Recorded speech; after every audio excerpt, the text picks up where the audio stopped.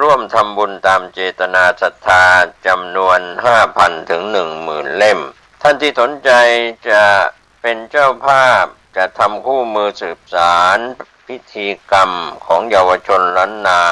โอนผ่านบัญชีธนาคารกรุงไทยเลขที่บัญชี511171438ชื่อบัญชีพระครูภาวนาโสภิตติดต่อสอบถามและร่วมทำบุญได้ที่พระครูภาวนาโสภิตผส.ด็อกเตอร์เจ้าวาดวัดบ้านเหล่าพระเจ้าตาเขียว102หมู่2ตำบลบ้านเรือนอำเภอป่าซางจังหวัดลำพูน51120หมายเลขมือถือ0969525159ได้ทุกวันทุกกายทุกใจวันนี้และวันหน้าโดยทั่วหน้ากัน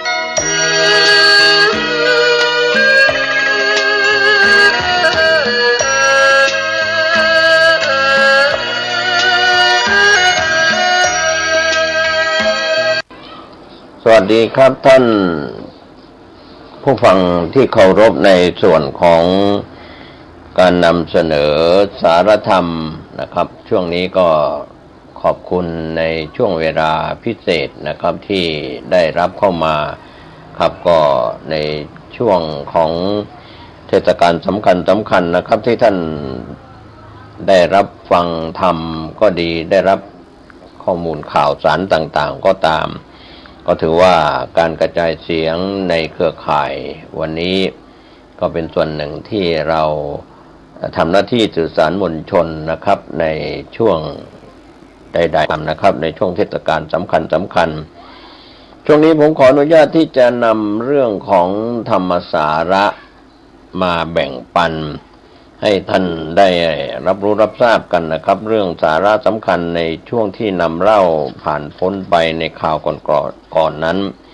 ก็มีเรื่องเล่าตำนานเกี่ยวกับการทำน้ำพุทธมนต์ก็เป็นพิธีกรรมในความเป็นมงคลแล้วก็เป็นส่วนที่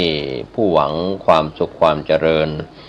ก็ยังมีความเชื่อเรียกว่าความสุข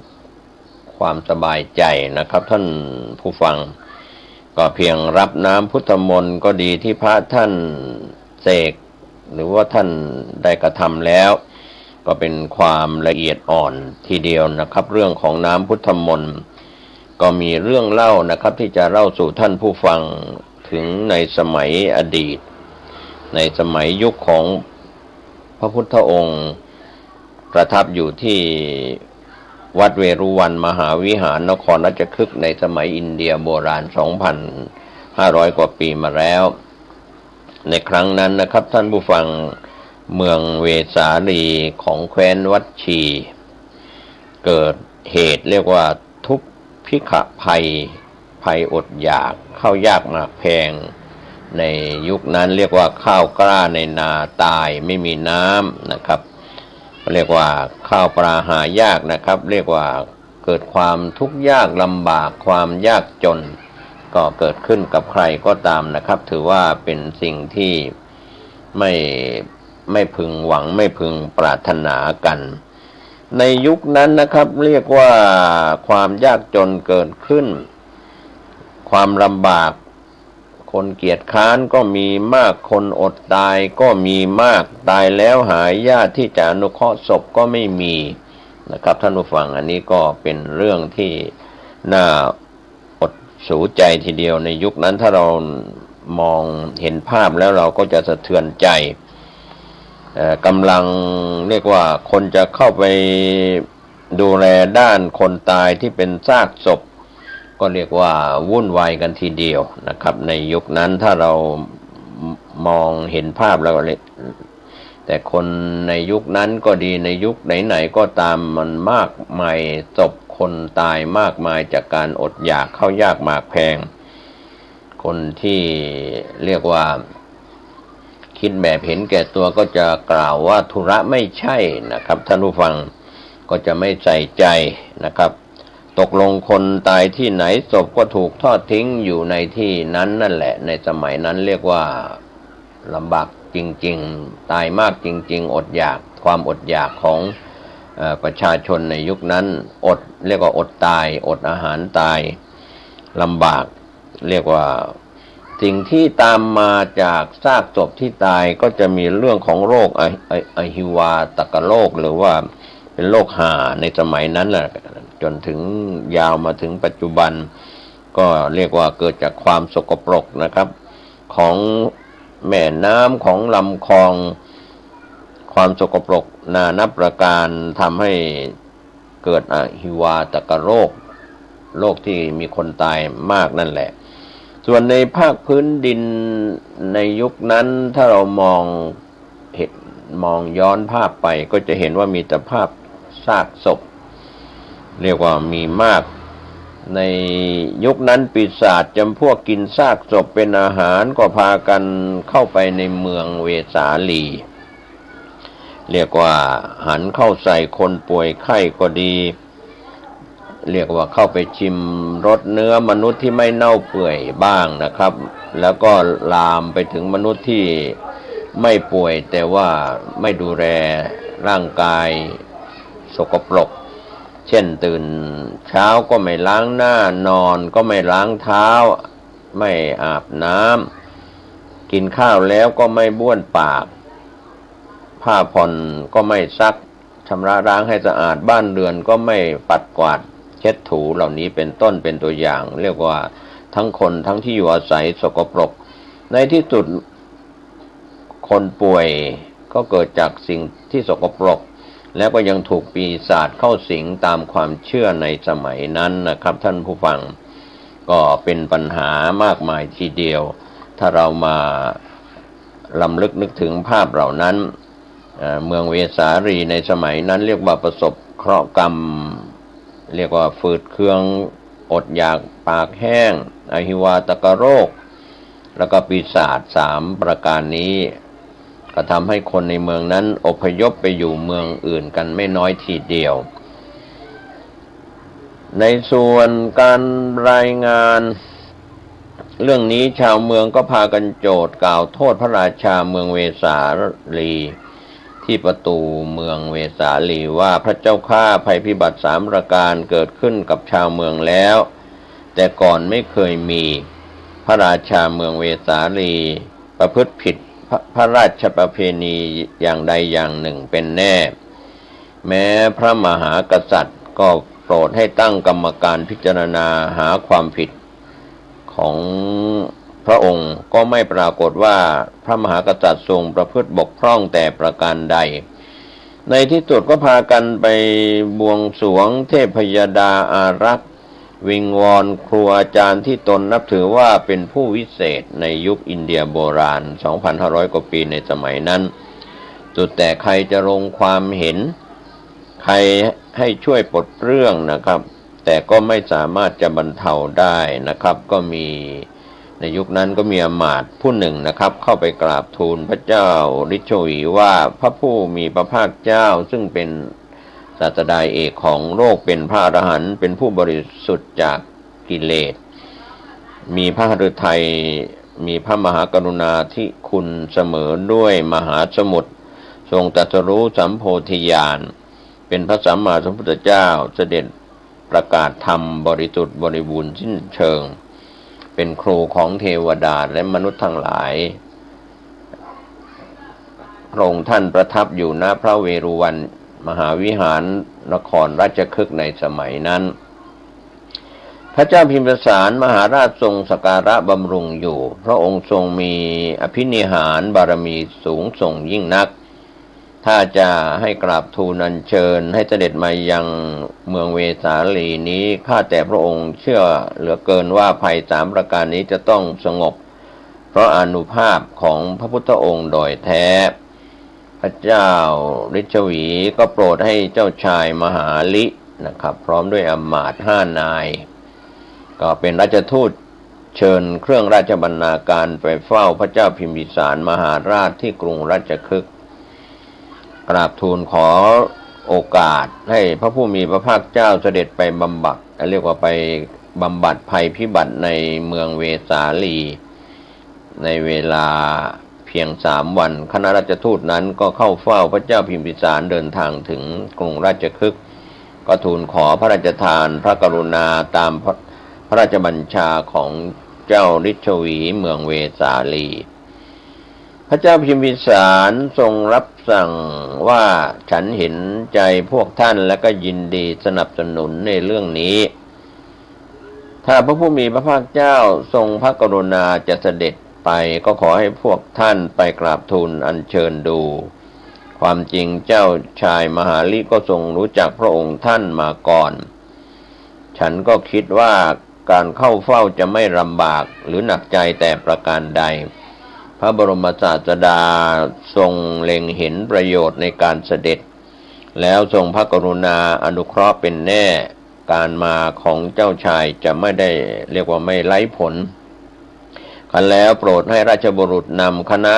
ราชทูตนครเวสาลีเข้าเฝ้าพระผู้มีพระภาคเจ้าณพระเวรุวันมหาวิหารพระพุทธองค์ทรงรับสั่งว่ามหาลิตถาคตรับปฏิญญาของเจ้ากรุงราชคฤห์เพื่ออยู่ในที่นี้เสร็จแล้วถ้าพระเจ้ากรุงราชคฤห์จะทรงพระกรุณาประทานโอกาสเธอตถาคตก็จะไปนะครับรับนิมนต์ให้อยู่ที่เมืองราชคฤห์เจ้าชายมหาลิก็กราบทูลตอบพระพุทธองค์ว่าข้าพระองค์ได้รับพระราชทานโอกาสแล้วพระเจ้าข้าพระบรมศาสดาก็รับสั่งถ้าเช่นนั้นมหาลิก็ควรจะทูลให้พระองค์ทรงทราบเสียก่อนที่จะออกเดินทางเมื่อพระเจ้าพิมพิสารแห่งมคธรัฐในยุคนั้นทรงทราบจากเจ้าชายมหาลิว่าพระศาสดาทรงพระกรุณาที่จะเสด็จก็รีบเสด็จเข้าเฝ้าทูลขอให้ยับยั้งสัก3 วันเพื่อจะตกแต่งทางเสด็จตลอดที่พักแรมตามระยะทางที่จะเสด็จไปถึงแม่น้ำคงคาสุดพระราชอาณาเขตของกรุงราชคฤห์ต่อเมืองเวสาลีคันเวลากำหนดพระผู้มีพระภาคเจ้าพร้อมด้วยพระสงฆ์500 รูปก็เสด็จไปยังเมืองเวสาลีโดยทางก็ด้วยพระเกียรติยศอันสูงพระเจ้ากรุงราชคฤห์ก็ทูลถวายระยะทาง5 โยชน์กำหนดวันละ1 โยชน์เสด็จประทับแรมตามระยะทางรวมแล้วก็5 วันถึงฝั่งแม่น้ำคงคาเสด็จลงเรือพระที่นั่งพระเจ้าพิมพิสารจัดถวายงดงามสมพระเกียรติยศยิ่งนักแด่พระผู้มีพระภาคเจ้าแล้วก็เป็นครั้งแรกที่เสด็จทางน้ำด้วยพระเกียรติยศอันสูงสุดของพระพุทธองค์พระเจ้าพิมพิสารทรงตามเสด็จดำเนินตลอดทางเสด็จลงประคองเรือพระที่นั่งให้เคลื่อนจากท่าน้ำแม่น้ำคงคาทรงตามเรือพระที่นั่งไปในน้ำเพียงพระศก็ประทับหยุดแล้วก็ยืนทูลว่าหม่อมฉันจะมารับเสด็จพระองค์คราวเสด็จกลับณที่นี้อีกครั้งหนึ่งเมื่อเรือพระที่นั่งแล่นไปตามแม่น้ำจนลับทิวไม้แล้วจึงเสด็จกลับพระนครกรุงราชคฤห์นะครับพระเจ้าพิมพิสารพระผู้มีพระภาคเจ้าพร้อมด้วยพระสงฆ์สาวกเสด็จทางชนมากทางน้ำระยะทาง1 โยชน์ก็ถึงท่าพระราชอาณาเขตพระนครเวสาลีเสด็จขึ้นจากเรือรับสักการะการต้อนรับเมื่อเจ้าชายมหาลิหัวหน้าคณะราชทูตกราบทูลให้พระเจ้าฤชวีจัดถวายให้อย่างยิ่งใหญ่โอฬารยิ่งกว่าพระนครราชคฤห์ในการจัดตามเสด็จระยะทาง3 โยชน์ก็สิ้นเวลา3 วันถึงชานเมืองเวสาลีขณะที่เสด็จเหยียบภาคพื้นพระนครเวสาลีในสมัยนั้นก้าวแรกก็ประทับยืนจ้องพระเนตรจับท้องฟ้าทรงระลึกถึงพระบารมีที่บำเพ็ญแล้วเคลื่อนลมมาปกคลุมพระนครเวสาลีพร้อมกับส่งเสียงคำรามกระหึ่มครวญครางเปรี้ยงดังสนั่นได้ด้วยสายฟ้าแลบแปบปาบแล้วก็หาฝนใหญ่ก็เทลงมาจากฟากฟ้าเหมือนเทน้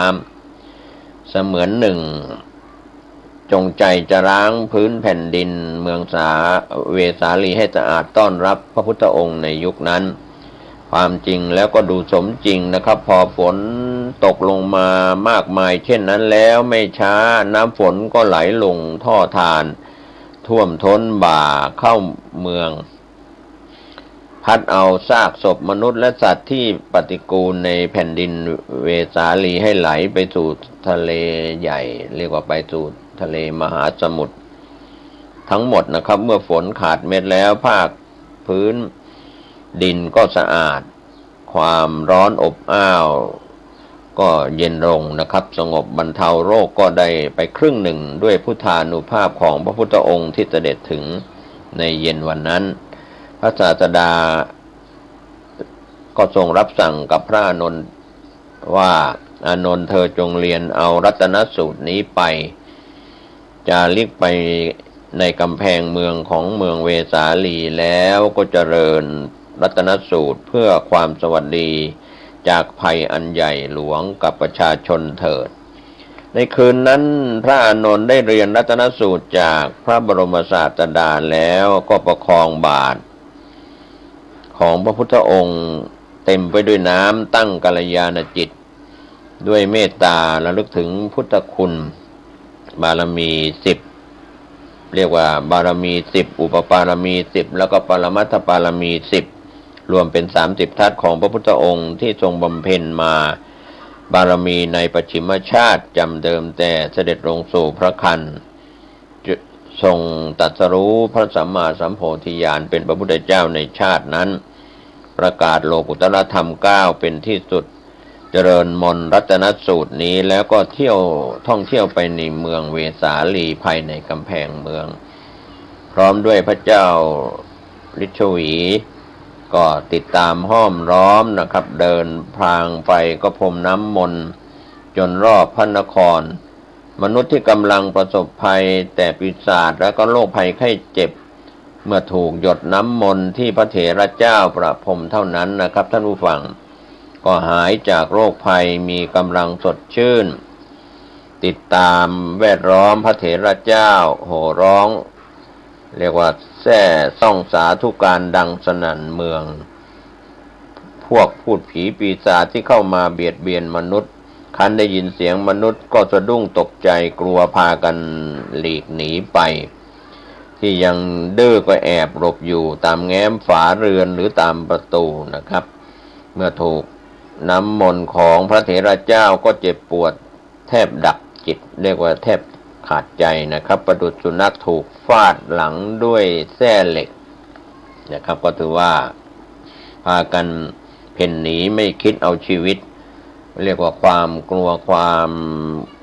ก็ปีศาจยังหนีนะครับก็ถือว่าเป็นสิ่งที่อัศจรรย์ก็คันปรากฏเหตุการณ์เช่นนั้นนะครับก็พากันปีศาจพากันเพ่นหนีไปแล้วไม่คิดชีวิตตั้งหน้าวิ่งหนีออกจากเมืองเวสาลีเรียกว่าปีศาจก็ไม่เหลียวหลังแล้วเจอน้ำมนต์คันประดังก็เรียกว่าเมืองเวสาลีปีศาจก็จากไปไม่สามารถจะทนอยู่ได้พากันพังบานประตูหนีไปทั้งหมดในสมัยนั้นคันพระเถระเจ้าโดยการนำของพระอานนท์จาริกเจริญรัตนสูตรประพรมน้ำมนต์รอบเมืองเวสาลีแล้วก็พามหาชนซึ่งติดตามมาเป็นอันมากเข้าเฝ้าพระศาสดาอย่างที่ประทับพระผู้มีพระภาคเจ้าทรงพระกรุณาประทานพระธรรมเทศนาในเบื้องต้นจนประกาศอริยสัจธรรมทั้งสี่มีทุกข์สมุทัยนิโรธมรรคให้มหาชนได้ชื่นชมโสมนัสปรีดาปราโมทย์แล้วก็เกิดศรัทธากล้าหาญประกาศตนเป็นพุทธมามกะเป็นอันมากพระบรมศาสดาทรงพระกรุณาประทานพระธรรมเทศนาอยู่ถึง7 วันคันทรงทราบว่าภัย3ประการสงบแล้วนะครับภัย3ประการที่กล่าวแล้วในตอนต้นท่านคงทราบว่ามีอะไรมีอดอาหารอดอยากอาหารอหิวาตกโรคแล้วก็ปีศาจนะครับภัย3ประการไม่มีแล้วสงบแล้วก็ประชาชนมีความผาสุกดีทรงอำลา ทูลลาพระเจ้าลิชวีเมืองเวสาลีพระพุทธองค์ก็เสด็จดำเนินกลับเมืองราชคฤห์แม้ในขณะนั้นพระเจ้าพิมพิสารและข้าราชบริพารตลอดชาวพระนครราชคฤห์ก็มีความยินดีพากันไปต้อนรับการกลับมาของพระบรมศาสดาที่ริมฝั่งแม่น้ำคงคาได้เสด็จกลับมาประทับณเวรุวันมหาวิหารดังที่มีมโนปณิธานรับอาราธนาจากพระเจ้าพิมพิสารไว้แต่ดั้งเดิมอันนี้ก็เป็นเรื่องเล่าดังนั้นบทรัตนสูตรที่พระคุณเจ้าพระภิกษุสามเณรหรือท่านผู้ฟังที่เป็นอุบาสกบัติกาสาธยายแล้วไม่เสียหลายนะครับในเรื่องของรัตนสูตรบทคำเรียกว่าสาธยายเป็นน้ำพุทธมนต์ที่ขับไล่ปีศาจได้พูดผีปีศาจอะไรอย่างนั้นตามความเชื่อในมีเรื่องเล่าที่นำมาบอกกล่าวให้ท่านได้เห็นความสำคัญนะครับท่านผู้ฟังไม่ใช่เป็นเรื่องไม่มีหลักฐานการทำน้ำพุทธมนต์ของพระสงฆ์สาวกในยุคปัจจุบันก็มีเรื่องเท้าความสืบต่อกันมาจากยุคอดีตนะครับไม่ใช่เป็นเรื่องเหลวไหลไร้สาระนะครับที่เราควรจะได้รู้และก็ทราบกันเพราะเรื่องราวต่างๆเหล่านี้คนต่างศาสนาอาจจะมองว่าเป็นเรื่องเหลวไหลนะครับที่ไม่เกี่ยวข้องไม่น่าจะเป็นไปได้น้ำพุทธมนต์ที่พระพุทธองค์มอบภาระให้พระอานนท์และพระติดตามเรียกว่าทุพพิกภัยนะคนตายเป็นจำนวนมากแล้วก็อหิวาตกโรคก็เกิดขึ้นนะครับถือว่าเป็นเรื่องที่ลำบากในยุคนั้นดังนั้นความทุกข์ยากความลำบากความยากจนของคนเราในปัจจุบันนี้นะครับไม่ว่าจะเป็นยุคของประเทศไทยหรือในหลายประเทศที่เราได้รับรู้รับทราบข่าวสารจากสื่อสารมวลชนจากสื่อไทยสื่อต่างประเทศในบางประเทศเรียกว่าอดอยากข้าวน้ำไม่มีจะกินที่อยู่อาศัยไม่มีจะกินอาจจะอดอยากด้วยความภัยพิบัติต่างๆโดยภัยพิบัติจากทุพพิกภัยที่เกิดจากการอดอยากนี่นะเป็นเรื่องสำคัญดังนั้นทุกประเทศทั่วโลกจึงพัฒนาคนพัฒนาประเทศให้ทุกคนนั้นมีกินมีใช้จึงเป็นเรื่องที่มีความหมายนะครับท่านผู้ฟังผู้มีสติปัญญาแง่คิดในการที่เรายอมรับนับถือพระพุทธศาสนาจะเป็นใครจะยอมรับใครจะประกาศความจริงก็อยู่ในดวงใจผู้ดำเนินรายการได้นำเรื่องราวพระพุทธศาสนากับพระมหากษัตริย์ในแต่ละยุคตั้งแต่อินเดียโบราณเข้ามาสู่ในประเทศไทยก็พึ่งโพธิสมภารของพระมหากษัตริย์ในแต่ละยุคที่ยอมรับนับถือพระพุทธศาสนาเป็นสิ่งสำคัญนะครับท่านผู้ฟังดังนั้น